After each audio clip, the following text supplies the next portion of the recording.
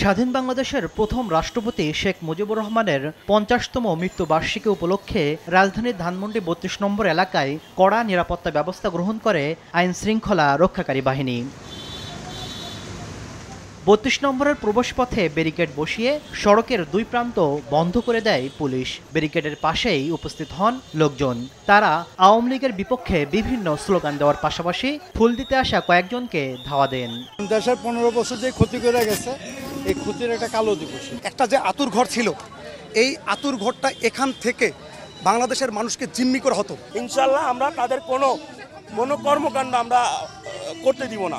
এদিন সকাল থেকে ব্যক্তিগতভাবে কয়েকজন ফুল নিয়ে শেখ মুজিবুর রহমানের প্রতি শ্রদ্ধা নিবেদনের জন্য ধানমন্ডি ৩২-এ প্রবেশের চেষ্টা করলে জনরোষের মুখে পড়ে। রিকশা চালক সহ কয়েকজনকে আটক করে পুলিশের কাছে সোপর্দ করেন তারা। আমি একটা ফুলি তোলা নিয়েছিলাম শাহবাগ থেকে ৪০০ টাকা দিয়ে কিনে। ভাই আমার বহুত কষ্টের টাকা, আমি সারাদিন আমি শুধু বঙ্গবন্ধুকে ভালোবাসি, তার কারণে ফুল দিতে আইছে। বঙ্গবন্ধু মৃত্যু দিবস আজকে ১৫ই আগস্ট। আজকে ফুল দিব এখানে, পুলিশ বলছে সার্বিক দিক বিবেচনায় কঠোর নিরাপত্তা ব্যবস্থা নেওয়া হয়েছে। ওই ধরনের অপ্রীতিকর কোনো ঘটনার সংবাদ আমাদের কাছে নাই।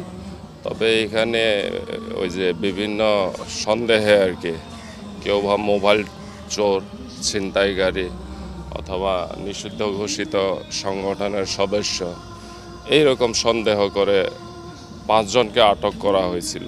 এদিকে পুলিশে ঘেরা ধানমন্ডি ৩২-এ মাইক লাগিয়ে নানা ধরনের গান বাজাতেও দেখা যায়। তাসলিম তৌহিদ, সময় সংবাদ, ঢাকা।